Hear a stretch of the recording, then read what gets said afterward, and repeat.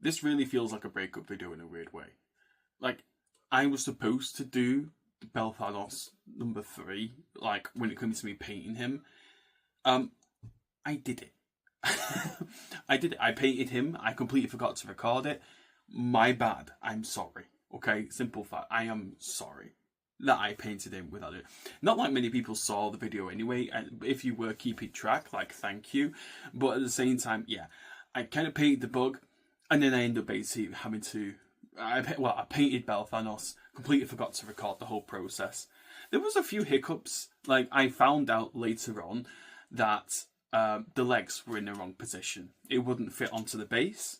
So I had to kind of break his legs on his bug, place them in a better position, and then reset them in the correct angle. On top of that, like, I found it really fascinating, like, the things I did. Like, I painted the bark, and the bark itself, I painted it in lines. Painting it in those lines was allowing me to basically give it that wood effect that I found was quite useful. And obviously painting the runes in a very vibrant green to make them look like they were glowing. There is a possibility that you could maybe, with an airbrush, make it look more like they are, giving that more glowing effect, like, so it's leaking past the grain, so to speak. But I didn't want to mess with it. I felt like if I messed that up, I would then have to redo the wood. So I just kept it within the rune lines itself and moved on, putting it quite simply.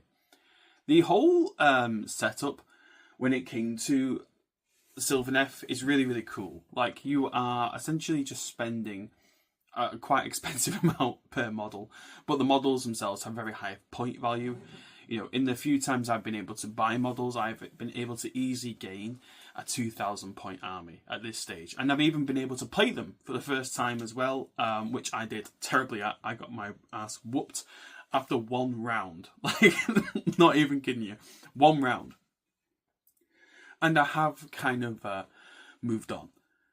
As much as I love having AOS, and part of me wanted to continue just making other AOS armies, I fortunately have been able to have a few friends that have also just joined the hobby as well, and they all were really interested in 40k. So I picked a 40k army, and I was thinking really, really hard on what I could do. Part of me thought about going for Dark Angels, but ultimately I went with my gut, and I got myself some Space Wolves. Yes, I'm a Space Viking. Yes, I decided to go with Space Marines. There are many heavy loaded thoughts and opinions that I've had already, considering every single one of my friends has picked their own different Xenos army. Not a single one has gone for Space Marine. Heretics, a lot of them, and will be purged. Will be purged. But yeah, it's been great. And the very fascinating thing about having Space Marine army is, compared to AgeOfSigmar and the Sylvaneth, like I say, very easy for me, in my opinion, to get to the 2,000 points with the Sylvaneth. Considering it's very select models, very high point value, a lot of versatility in the models that I get. With Space Marines, I have got a lot. I've got a full shelf now of Space Marines, and I haven't even reached 1,000 points yet. So, I still have to buy probably 5 more sets just to get a working 1,000, I would say. And then I can go on top of that and keep building until I get a 2,000 point army. It's a lot. There's a lot of models just to have a functioning army. It's great. It's great because at the same time, these units clearly have less versatility. There's a lot more different rules. But my God. My God.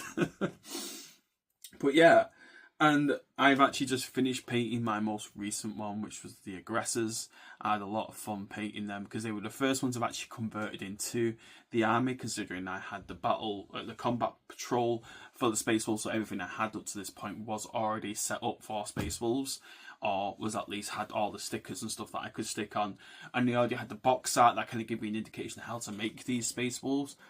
But the Aggressors particularly, I had to just paint them in the scheme, think about how's the best way to make them look like they're part of the army. And I'm really, really happy with how it turned out. Honestly, I'm over the moon with how it turned out. And now that I've finished that, and I'm looking to my next paycheck to buy some more. In the meantime, I'm probably going to be continuing with some 3D printed resin armies. I'm currently doing epic encounters, and I've had them for a while, and I do not enjoy painting them. I do not enjoy painting them in the slightest, and I think it's partly to do with the fact that they're 3D resin printed. And yeah, there's just this whole thing where doing this army and the mold lines and the fact that there isn't as much detail, I think, compared to a 40k army, or if there is, it's the texture of the models isn't great. I don't know. Maybe it's the primer I'm using. I'm using forged color white for a majority of them, but I've never had that issue when it came to me painting Alariel. I had a base coat black on the beetle and went white for her when it came to the actual model itself, and I never had an issue painting her. So I'm pretty certain it's the 3D models. I don't know what it is. I just don't enjoy painting them. I'll be honest with you. Considering I've painted all the other 40k models in the space of 2 weeks, and I've not painted my D&D models, and I've had that now for months. I just keep on putting it off and putting it off and putting it off, and people keep on wanting me to be a DM, and I keep on saying yeah when I paint the models, and I just not been doing. It's my own fault. I keep on doing Games Workshop models because I don't like 3D printed models. Apparently, I don't know what it is. It's just something about how they paint. I just don't enjoy them that much. But yeah, this is kind of like me doing a video, doing a quick catch up of all my projects I've been doing. Also apologising that I never recorded Belthanos. But also at the same time, this is the first time I'm going to try and properly edit this video. So hence why I'm having a one full 6-minute video. That's probably going to be edited down shorter. And I'm going to be making this more interesting. So let's see how that goes. But thank you very much if you have been watching. And I'll see you in the next video, because there's definitely going to be plenty more. And if you have any notes, anything that you want me to include, anything you want me to talk about, because I'm also very into the Space Marine lore right now. I'm reading the Space Wolf Omnibus. I find that really fascinating. I've also read Dark Harvest when it came to the Sylvaneth. A very interesting story as well. I finished that one.